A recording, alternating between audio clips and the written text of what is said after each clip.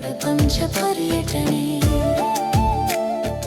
Sir, ಬಲರಾಮನ ದಿನಗಳು ನಿಮ್ಮ ಕನಸಿನ ಕೂಸು ಈ ಸಿನಿಮಾ. ಸೊ ಬೆಂಗಳೂರು ಹೊರತುಪಡಿಸಿ ಉಳಿದ ಹೊರ ಜಿಲ್ಲೆಗಳು ಅಂದರೆ ರಾಜ್ಯಾದ್ಯಂತ ಪ್ರಚಾರ ಕಾರ್ಯ ಯಾವ ರೀತಿ ಪ್ಲಾನ್ ಮಾಡ್ಕೊಂಡಿದ್ದೀರಾ?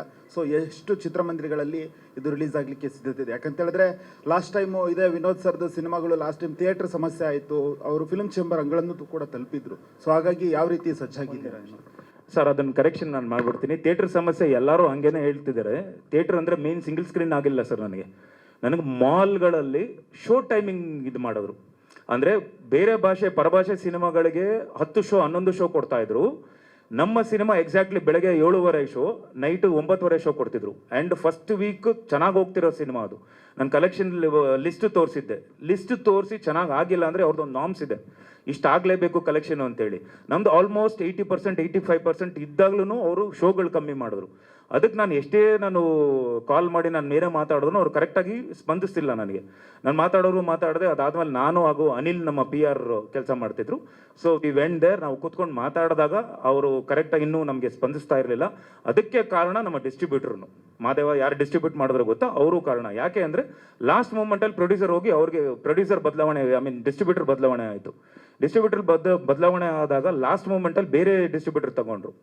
ಅಲ್ಲಿಗೆ ಪ್ರಾಬ್ಲಮ್ ಆಯಿತು. ಇಲ್ಲಿ ನಮಗೆ ಸಮಸ್ಯೆನೇ ಬರಲ್ಲ ಸರ್, ಯಾಕಂದರೆ ನಮ್ಮ ಹತ್ರ ಒಂದು ಆನೆನೇ ಇದೆ ಇವತ್ತು, KVN ಅವರು. ಸೊ ಇವೆಲ್ಲ ಏನೂ ಪ್ರಾಬ್ಲಮ್ ಆಗಲ್ಲ. ಮಿಕ್ಕಿದ್ದು ಕ್ವಶನ್ ಅವ್ರು ಆನ್ಸರ್ ಮಾಡ್ತಾರೆ. ಹೌದು ಸರ್, ಸಿಗ್ತಲ್ಲ ಆನ್ಸರ್.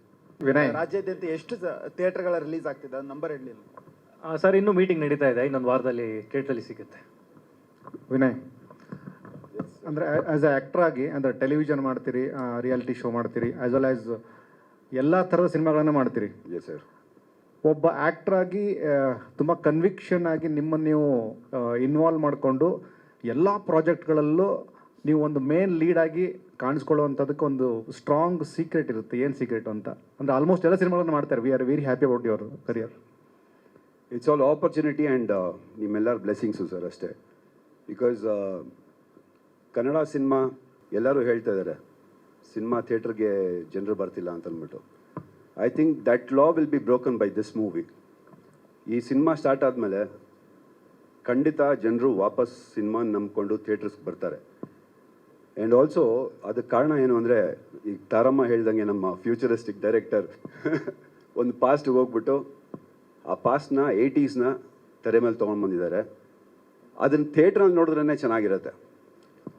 ಆ 80sಗೆ ಹ್ಯಾಂಡ್ ಪಿಕ್ ಮಾಡಿರೋವಂಥ ಕ್ಯಾರೆಕ್ಟರ್ಸು ಆ್ಯಂಡ್ ಅದಕ್ಕೆಲ್ಲ ಲೀಜರ್ ಕೊಟ್ಟಿರುವಂಥ production house and most of all ನಮ್ಮ ವಿನೋದ್ ಸರ್ ಪ್ಲೇ ಮಾಡಿರೋದು. ಅವ್ರ ಜೊತೆನಲ್ಲಿರೋವಂಥ ಅಷ್ಟು ಕ್ಯಾರೆಕ್ಟರ್ಸ್ ಆಗಲಿ, ನಾನಾಗಲಿ, ಪ್ರತಿಯೊಬ್ಬರಿಗೂ ಒಂದು ಮೋಟಿವೇಶನ್ ಕೊಟ್ಟು ಇದೇ ರೀತಿ ಮಾಡಬೇಕು ಅಂತ ಒಂದು ದಾರಿ ತೋರಿಸ್ಕೊಟ್ಟು ಟೀಮ್ ಜೊತೆನಲ್ಲಿ ಒಂದು ಮಾಡಿದಾಗ I think this kind of compliments will flow.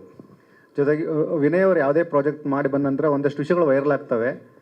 ಇಲ್ಲಿ ಏನು ವೈರಲ್ ಆಗ್ಬೋದಂತ ಸರ್, ಒಂದು ವೈರಲ್ ಆಗಿರೋ ಪ್ರಾಜೆಕ್ಟ್ನ ತೊಗೊಂಡು ಬಂದು ಇಲ್ಲಿ ಸ್ವಲ್ಪ ಇದು ಮಾಡಿದ್ದೀವಿ, ಪ್ಲೇಸ್ ಮಾಡಿದ್ದೀವಿ ಅಷ್ಟೇ.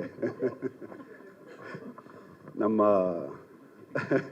ಮಚ್ ಬ್ರದರ್ ಇವತ್ತು ಬರಬೇಕಾಗಿತ್ತು, ಬಟ್ ಅವನು ಎಲ್ಲೋ ಶೂಟ್ನಲ್ಲಿದ್ದಾನೆ, ರಜತ್.